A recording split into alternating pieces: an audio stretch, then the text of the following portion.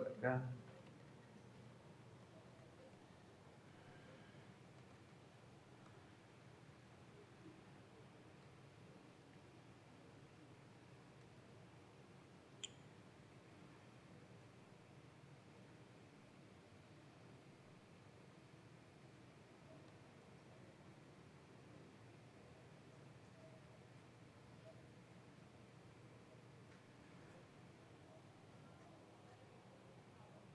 Ahora sí. Bien, últimamente está funcionando.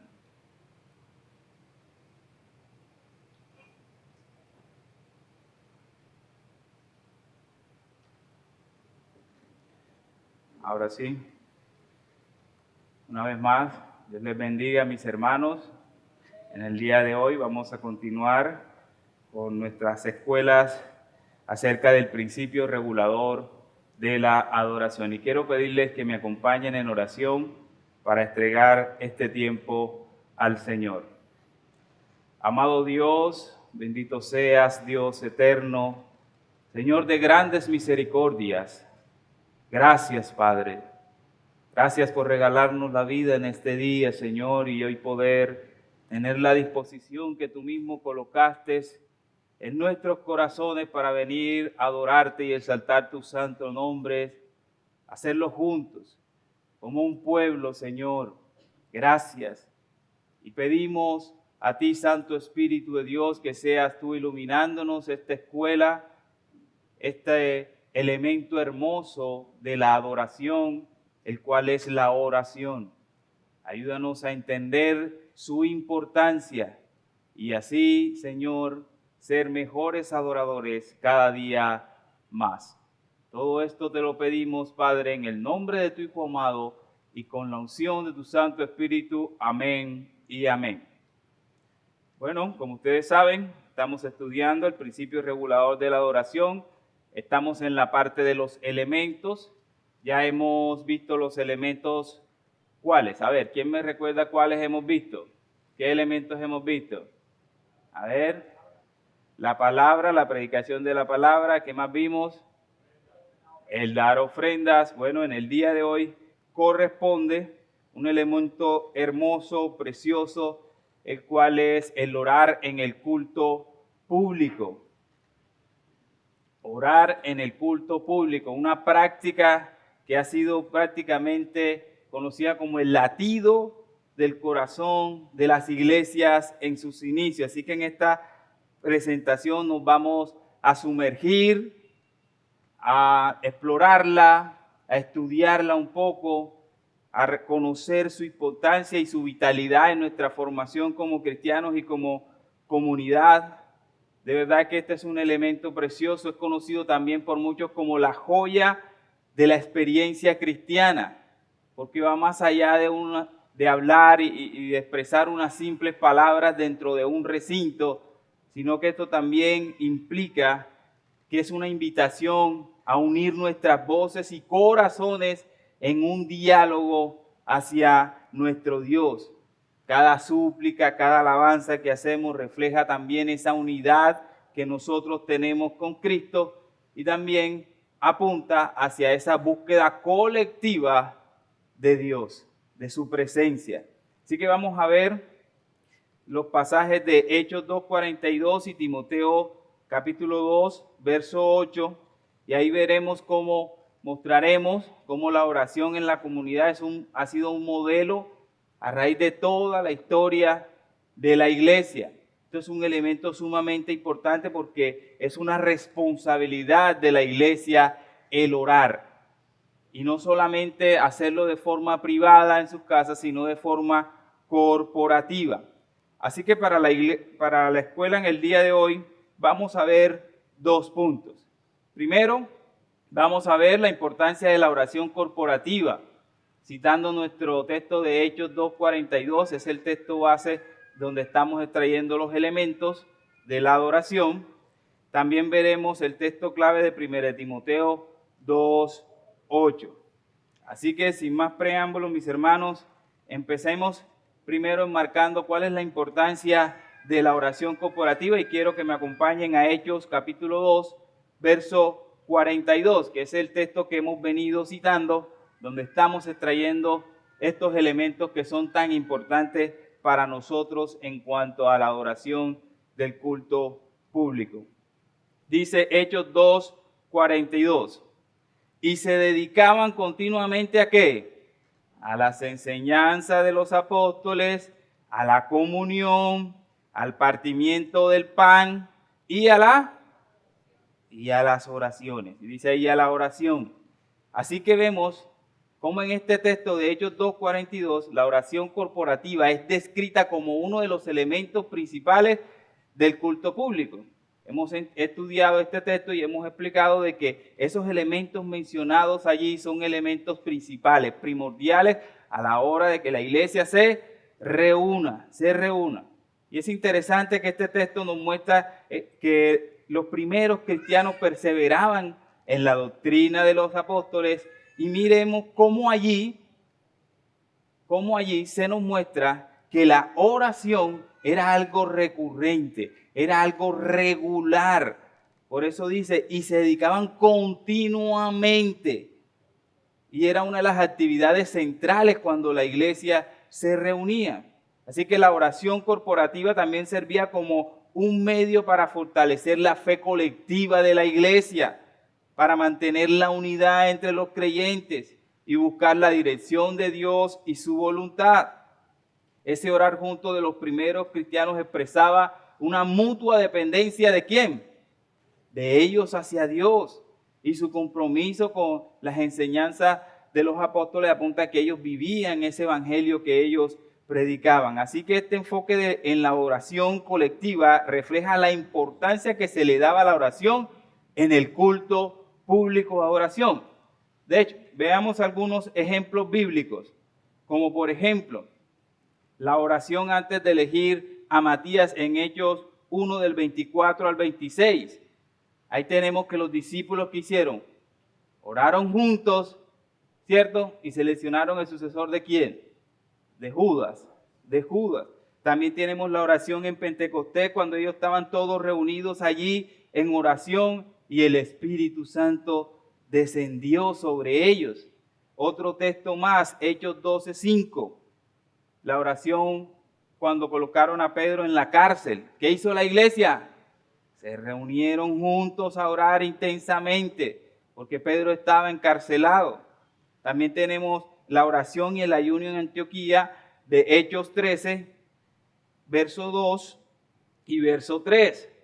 ¿Para qué ayunó la iglesia allí y oró? ¿Para qué? Para enviar a Pablo y a Bernabé a las misiones. De hecho, también podemos considerar el pasaje de Hechos 4:31 que dice, y cuando hubieron orado, el lugar en que estaban congregados tembló y todos fueron llenos del Espíritu Santo y hablaban con denuedo la palabra de Dios. Así que estos pasajes nos reflejan, nos expresan, nos ilustran cómo la oración corporativa fortalece la comunidad de creyentes. Es sumamente necesario. Y también fortalece la proclamación del Evangelio.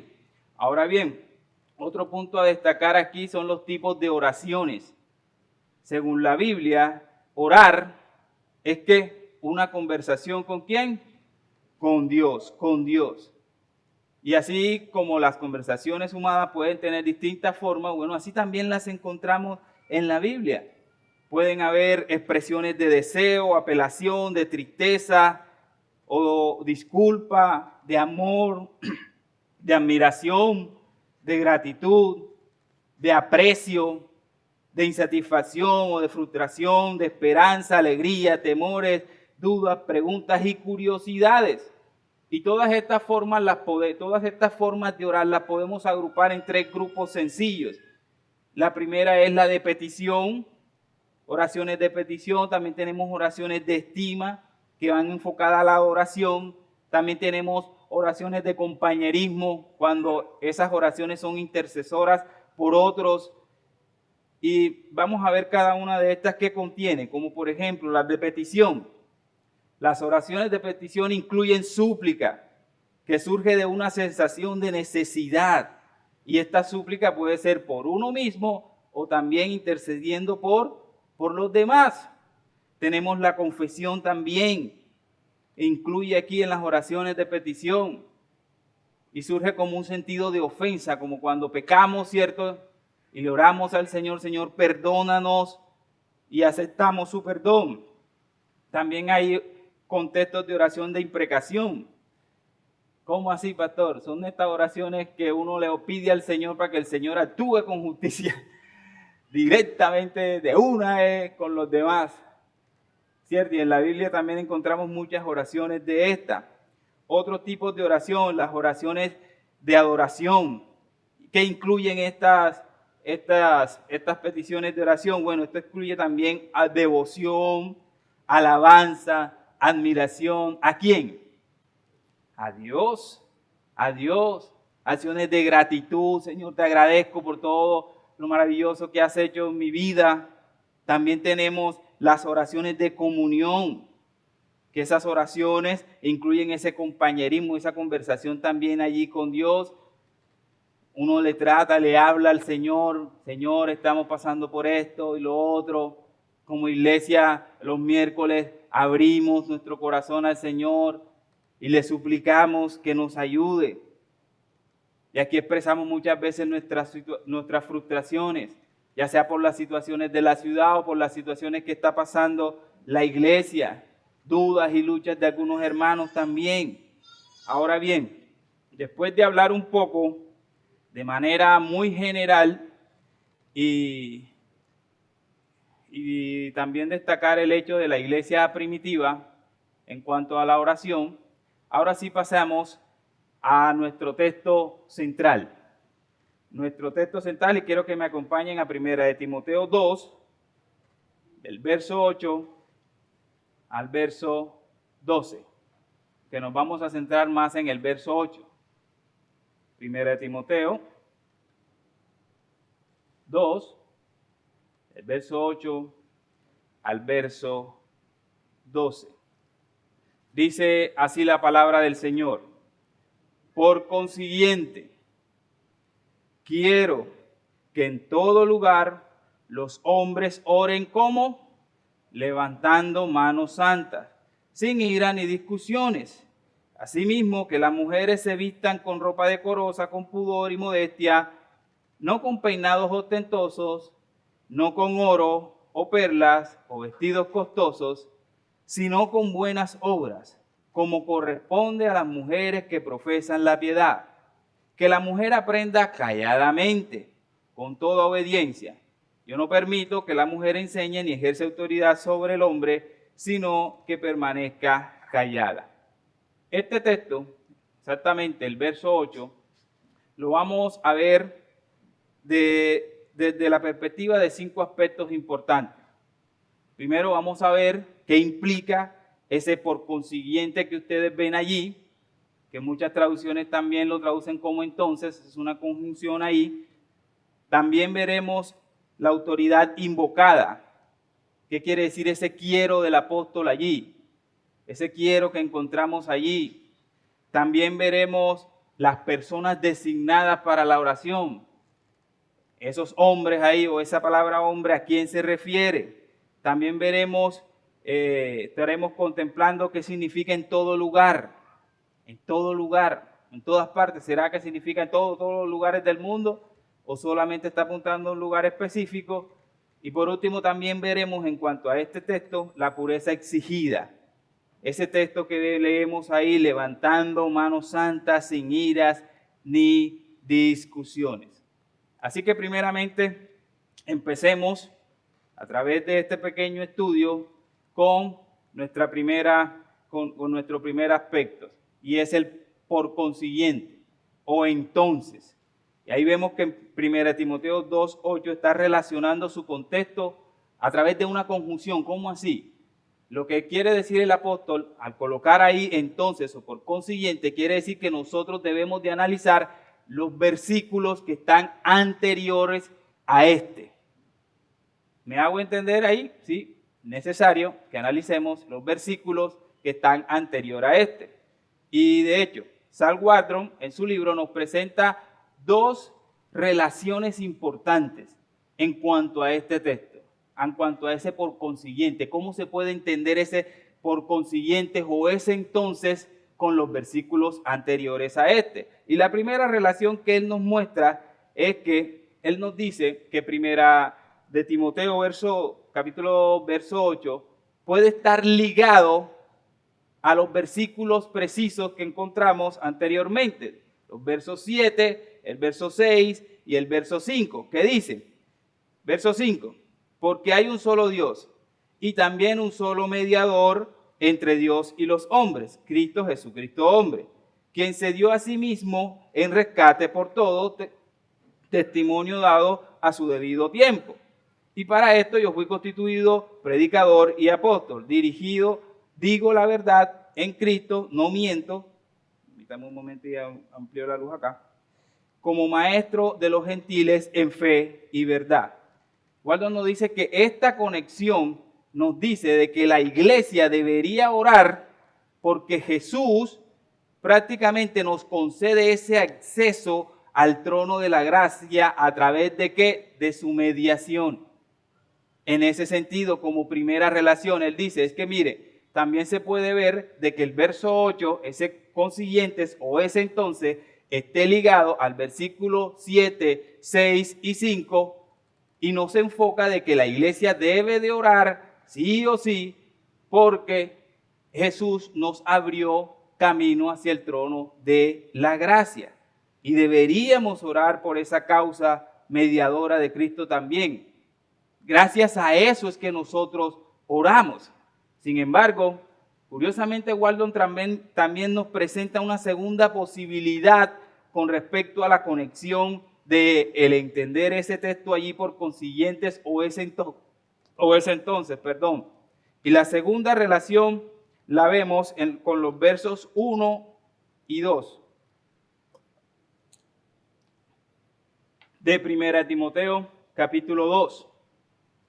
Él dice que la forma más precisa de entender el texto es que unamos el argumento de los versos 1 y 2 con el verso 8, entendiendo que los versos del 3 al 7 son un paréntesis que nos está prácticamente explicando la razón del por qué orar.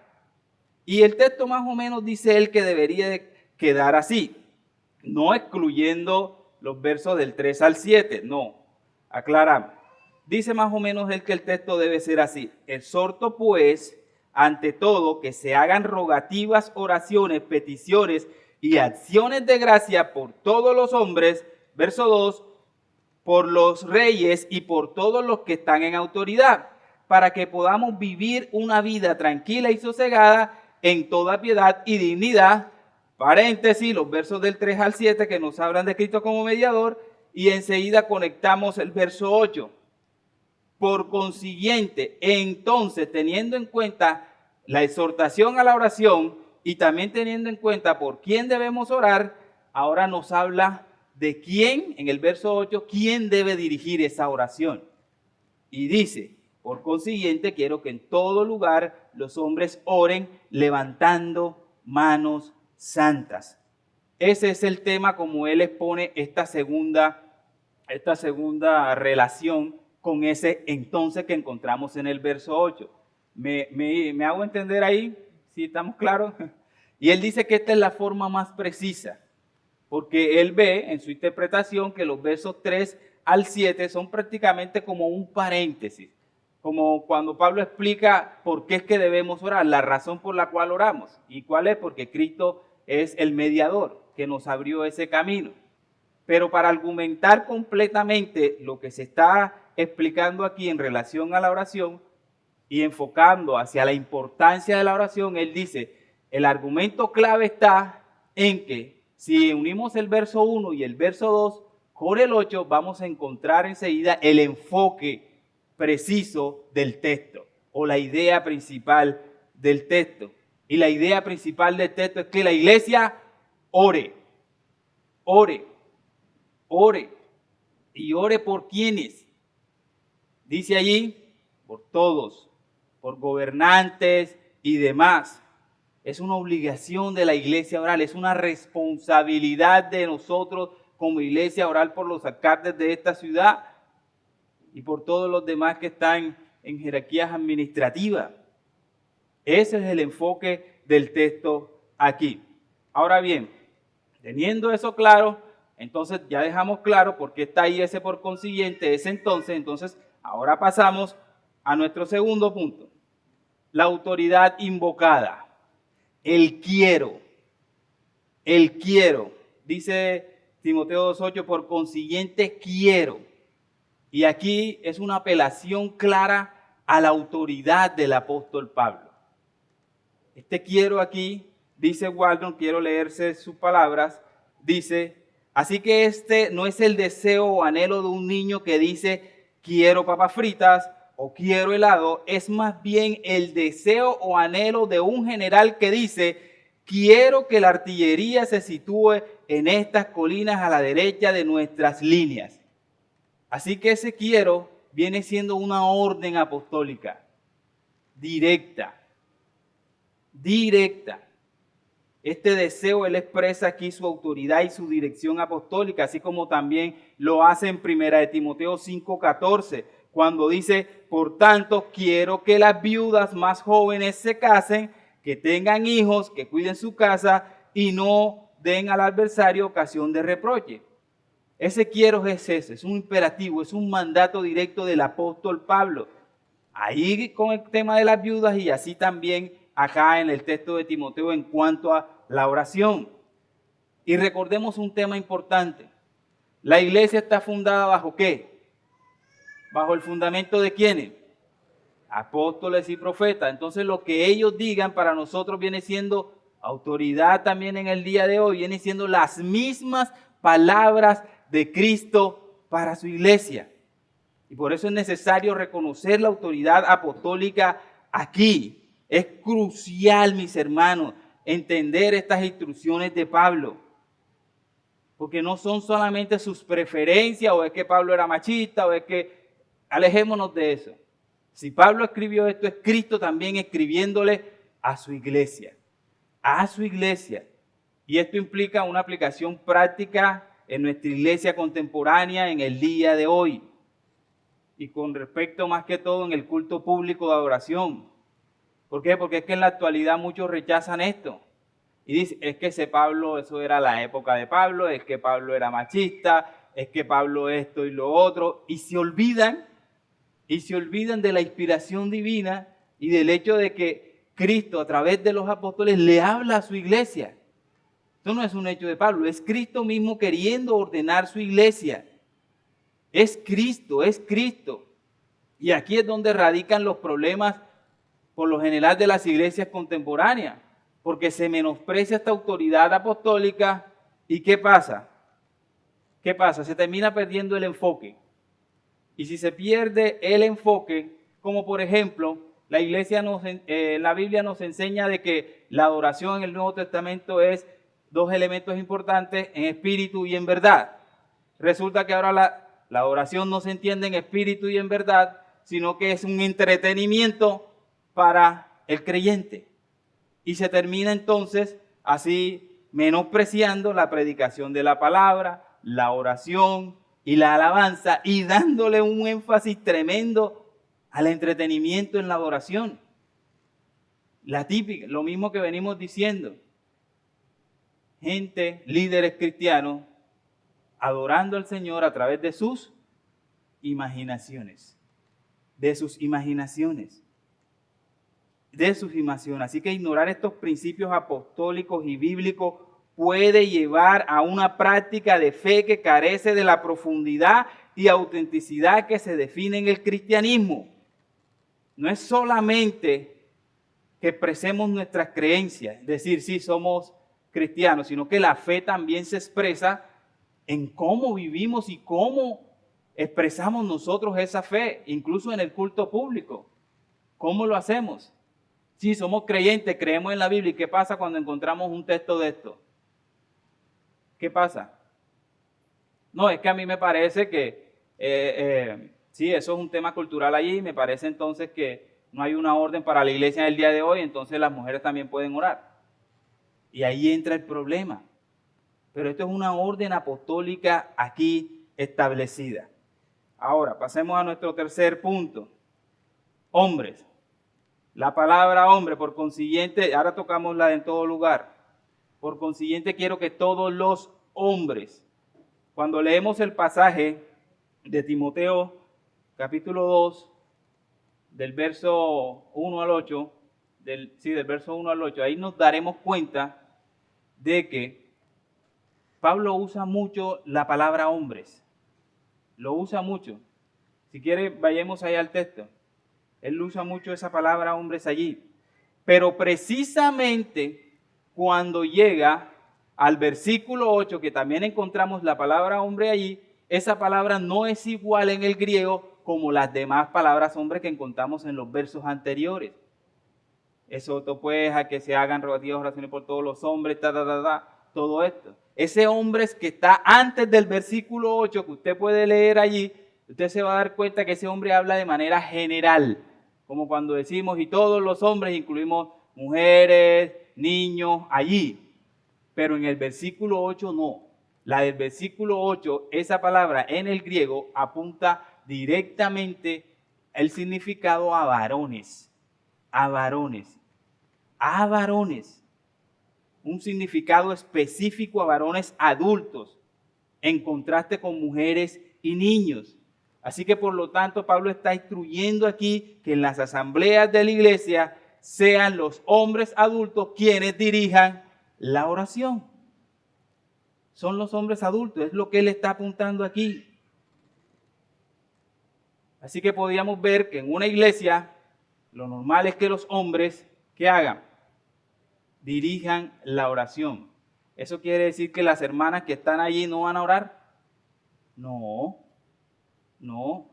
Es que el problema no es que las mujeres oren. El problema es que no quieren aceptar muchos líderes cristianos que la dirección de la oración tiene que ser por hombres. Es la dirección. La dirección tiene que ser por hombres. Y las hermanas que están ahí acompañan en oración. Sí, Señor, amén. Y lo demás, como hacemos aquí prácticamente los miércoles. Eso es lo que hacemos los miércoles. Las hermanas que vienen los miércoles, que de por sí, bueno, no venimos todos, ¿cierto? Pero los que vienen los miércoles, pregúntele a ver si esas hermanas no oran ahí también con nosotros. Sí lo hacen, sí lo hacen, sí lo hacen. Y aquí hay un tema que Waldrop toca también en cuanto al liderazgo masculino en la iglesia. Y este es una explicación práctica de que las enseñanzas de Cristo y sus apóstoles están enfocadas hacia un orden en cuanto a este tema. Y el orden que el Señor establece es que el liderazgo sea masculino en las reuniones formales de la iglesia. En las reuniones formales de la iglesia. En las reuniones formales de la iglesia. Perdónenme que se los repita, pero es importante destacar esto.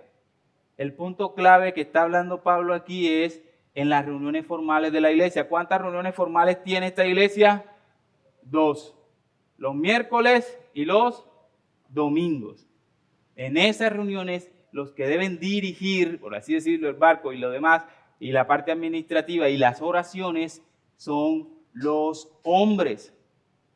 Esto es un mandato de Dios.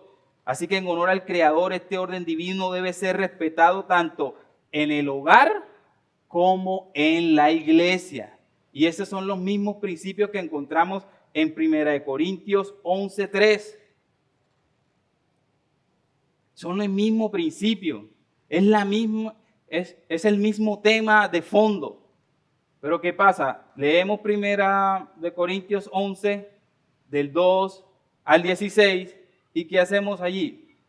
Nos centramos en el tema de que porque Pablo no impide que las mujeres oren aquí, y ese no es el tema allí. La idea central es el versículo 3. Es más, vayamos allá. Vayamos a 1 Corintios 11, 13.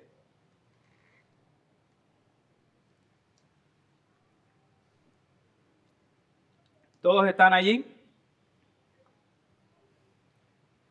Si usted lee 1 Corintios 11, del verso 2 al verso 16, si yo le pregunto cuál es la idea central de ese texto, la respuesta es clara y precisa, el versículo 3. Vamos a leer qué dice el versículo 3. El versículo 3 dice, pero quiero que sepáis que la cabeza de todo hombre es ¿quién? Y la cabeza de la mujer es el hombre. Y la cabeza de Cristo es ¿quién? Dios. Esa es la idea central allí. A partir de esa idea, Pablo entonces va a utilizar un ejemplo de una mala práctica cultural que se estaba haciendo en esa época de hombres que hacían ¿qué? Se cubrían. Y también coloca un ejemplo de las mujeres que hacían ¿qué? Hacían lo contrario. Se descubrían. Y si usted sigue leyendo los demás versos después del 4 y el 5, se va a dar cuenta que el énfasis es el orden que se establece en el versículo 3. Siga leyendo, vamos a leerlo, dice, verso 4. Todo hombre que cubre su cabeza mientras ora o profetiza deshonra su cabeza. ¿De qué está hablando ahí? De deshonrar. De deshonrar, ¿por qué? Porque hay un orden. ¿Cuál es el orden? En el versículo 3. Versículo 5, pero toda mujer que tiene la cabeza descubierta mientras ora o profetiza, deshonra su cabeza, porque se hace una como la que está rapada. ¿Cuál es el tema allí? Es la misma, el orden. Hay que seguir el orden establecido en el versículo 3. Verso 6, porque si la mujer no cubre la cabeza, que también se corte el cabello, pero si es deshonroso para la mujer cortarse el cabello o raparse, que se cubra. Hay un orden establecido. ¿El orden cuál es? Hay una sumisión que se debe manejar tanto en la iglesia como en el hogar. Como en el hogar. Y Pablo aquí, el enfoque aquí es sobre la iglesia. Pero ese mismo orden que se estableció allí también se debe de reflejar en la iglesia. Verso 7, pues el hombre no debe cubrirse la cabeza, ya que él es la imagen y gloria de Dios, pero la mujer es la gloria del hombre, porque el hombre no procede de la mujer, sino la mujer del hombre. Pues en verdad el hombre no fue creado a causa de la mujer, sino la mujer a causa de ¿quién? Del hombre. Esas son razones de dónde las encontramos. Ese orden, en el Génesis. En el Génesis el argumento, si usted lo mira en Primera de Timoteo, es el mismo, del fondo. Es sujeción, que se muestre esa misma sujeción en el hogar junto en la iglesia. Es lo mismo. Eso es lo de fondo. El tema aquí de discusión no es que si las mujeres oran o profetizan. Ese no es el tema allí. Ese no es el tema. Dice, por lo tanto, la mujer debe tener un símbolo de autoridad sobre la cabeza. Y este versículo sí debería causar curiosidad. Porque miren lo que dice. Por tanto, la mujer debe tener un símbolo de autoridad sobre la cabeza por causa de los ángeles. Y queda uno como así que por causa de los ángeles. ¿Qué tiene que ver ahí Pablo que por causa de los ángeles? Bueno, lo que podemos interpretar es que los ángeles nos observan. Los ángeles nos miran. Como la iglesia, estos vasos de barro, el Señor los utiliza para avanzar en su reino. Y ellos se maravillan y dicen, Señor, tú eres sabio. Pero cuando no cumplimos lo que el Señor establece en su palabra, ellos se avergüenzan. Así que nosotros somos un mensaje también para ellos. De hecho, acompáñenme a Efesios capítulo 3, verso 8 al verso 10. Efesios capítulo 3, del verso 8 al verso 10, dice, por cuestiones de tiempo, a mí, dice Pablo, que soy menos que el más pequeño de todos los santos, se me concedió esta gracia, anunciar a los gentiles las inescrutables riquezas de Cristo y sacar a la luz cuál es la dispensación del ministerio que por los siglos ha estado oculto, oculto en Dios, creador de todas las cosas, a fin de que la infinita sabiduría de Dios sea ahora dada a conocer a quienes. Dice ahí, por medio de la iglesia, a los principados y potestades en los lugares celestiales. Mis hermanos, créanlo o no, los ángeles nos están observando. Y hay cosas que el Señor nos ha revelado a nosotros que a ellos no. Y los muestra aquí a través de su palabra, de cómo la iglesia actúa, el reino se mueve y ellos se maravillan. Así que cuando nosotros no cumplimos el mandato del Señor a través del reino y demás, ellos se avergüenzan también y no le estamos enseñando a ellos esas riquezas inescrutables que el Señor nos ha dado. Esa gracia tremenda. Y si usted sigue leyendo el texto en el verso 11, 12, 14 y 15, se dará cuenta que ahí el tema es orden y sujeción. Y también organización del servicio, cómo debe ser. Así que ese es el principio. Hay un tema cultural que Pablo está tratando allí, y ese tema cultural, para aplicarlo nosotros en el día de hoy, ¿qué debemos hacer? Es traer el principio que hay de fondo. ¿Y cuál es el principio que hay de fondo? Orden. ¿Y cuál es ese orden? Un orden de sujeción que vemos en el versículo 3. Ese orden debe ser reflejado tanto en el hogar como en la iglesia. En la iglesia. Así que, mis hermanos, una aplicación práctica y sencilla, crucial. Hoy en día existe prácticamente un contraste de la visión cristiana con la del mundo. Y eso choca. Eso choca. Créanme, estos temas no eran discutidos antes en la historia de la iglesia. Pero a nosotros sí nos toca lidiar con estos temas. Porque hay un movimiento fuerte feminista que se está metiendo en las iglesias. Hay ideas por allá afuera en el mundo que van en contra de esta visión y de este orden que el Señor dejó establecido aquí en su palabra. Ahora bien, veremos rápidamente, para ir avanzando, el tema del lugar. ¿A qué se refiere ahí en todo lugar? Y la indicación ahí es clara. En todo lugar significa cuando la iglesia se reúne. Cuando la iglesia se reúne. ¿Cómo así? Bueno, esto lo podemos observar sobre 3 aspectos. Primero que todo, el contexto de la carta a Timoteo. Ahí en el capítulo 3 nosotros observamos, en 1 Timoteo capítulo 3, en los versos 14 y 15, observamos la razón por la cual Pablo escribe la carta. ¿Y cuál es la razón? Timoteo, para que sepas cómo conducirte, ¿en dónde? En la iglesia, en la casa de Dios, que es columna y baluarte de la verdad. Por eso es que el contexto de esto radica allí. El contexto es en la iglesia. En la iglesia. También encontramos que hay una especificidad hacia las reuniones de la iglesia. Vemos cómo Pablo, si el contexto en todo lugar es la iglesia, Pablo enseña cómo deben de conducirse los hombres en la iglesia y cómo deben de conducirse y vestirse las mujeres en la iglesia. En la iglesia. En la iglesia. Y en la práctica de esta colectividad también encontramos que debemos enfocarnos, y el enfoque que nos da el tema es el contexto de la iglesia. Y lo repito 1 y 2 y 3 veces porque no quiero que después vayan a estar diciendo, es que el pastor dijo A en contextos informales de la iglesia. El orden es el contexto de la iglesia. Ahí encontramos órdenes para hombres y para mujeres, mandatos distintos, pero todo eso enfocado hacia el orden de la iglesia. Así que, en resumen, la palabra en todo lugar es una referencia a la adoración pública de las reuniones de la iglesia. Eso es lo que regula la Biblia. Es eso. De hecho, en las Escrituras no encontramos mujeres orando, reuniéndose orando. ¿Se acuerdan cómo Pablo encontró a las mujeres de Filipo? Mujeres judías orando en el río. ¿Cierto que sí?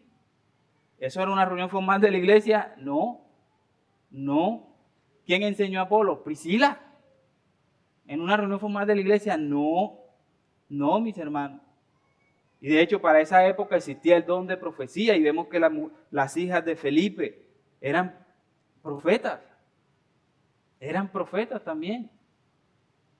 ¿Y la profecía podía darse en un contexto fuera de la iglesia? Sí, podía darse en un contexto fuera de la iglesia. Así que esto indica que cuando Pablo da directrices sobre la conducta distinta de hombres y de mujeres, se refiere específicamente a las reuniones formales de la iglesia. Aplicaciones prácticas en cuanto a esto. las enseñanzas que podemos extraer aquí son sumamente claras. No debemos extender las instrucciones de Pablo sobre las reuniones formales de la iglesia a todas las situaciones. No implica todas las situaciones, solamente el contexto es de la iglesia.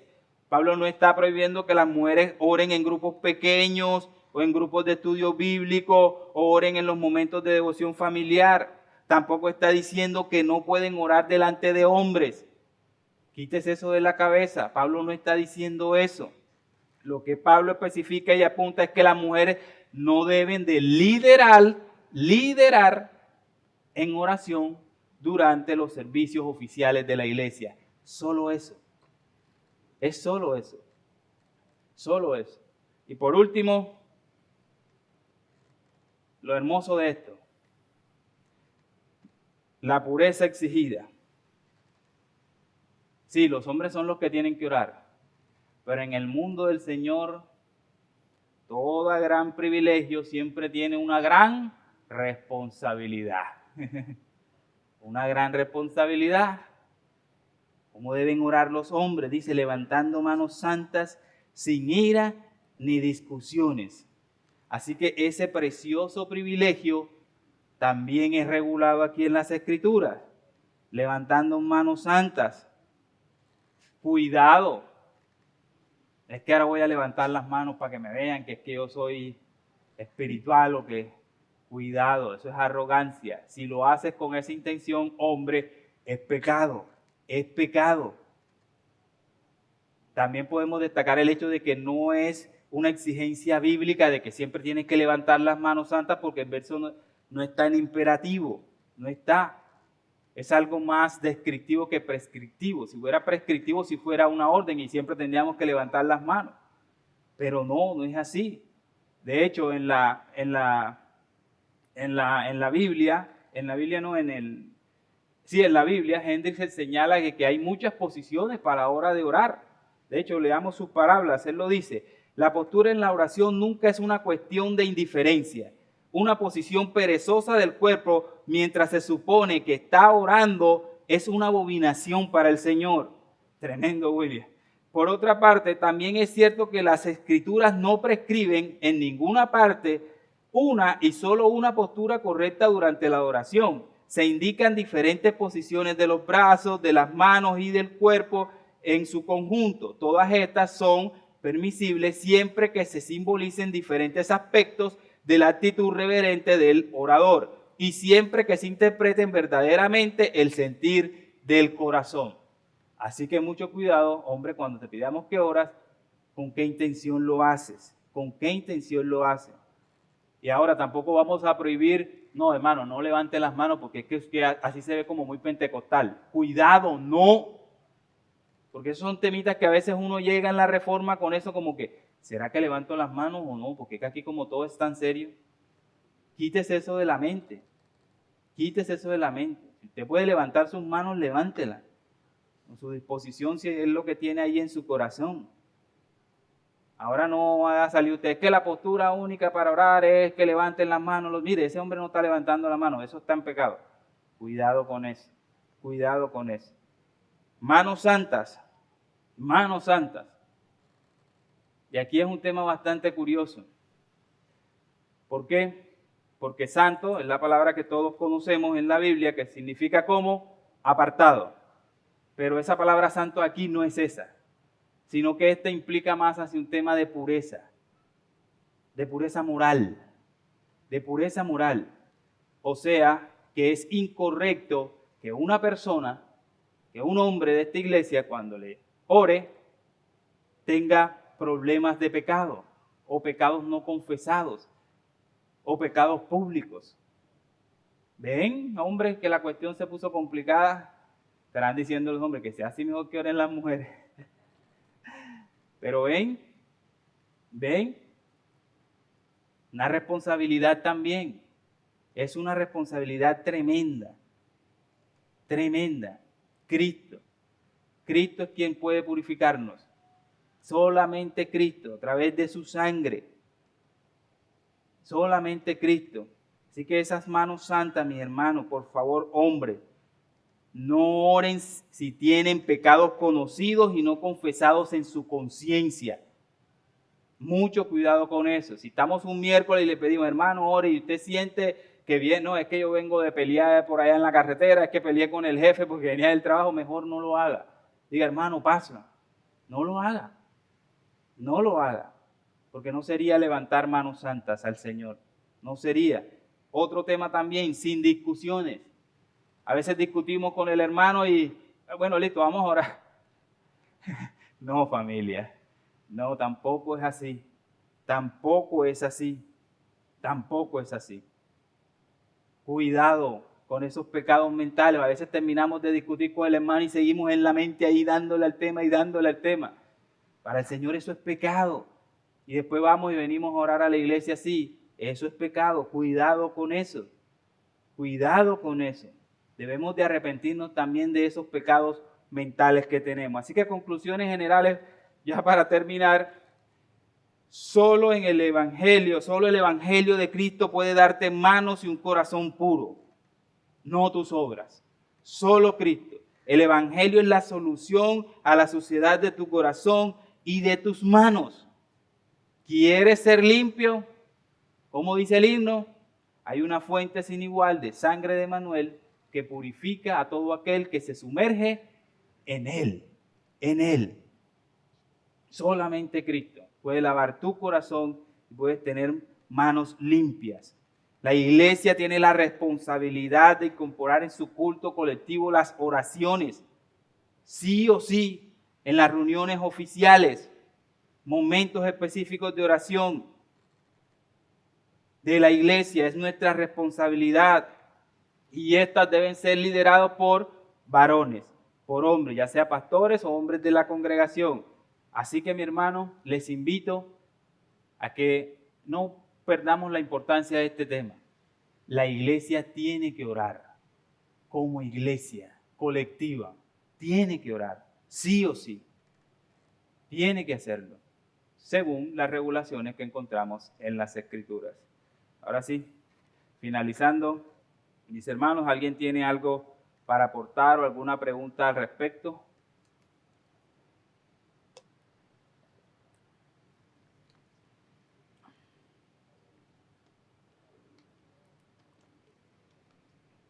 Nos pasamos un poquito, pero bueno. ¿Nadie tiene palabras para decir? Ok, entonces hermano Juan, adelante. Dios les bendiga, familia.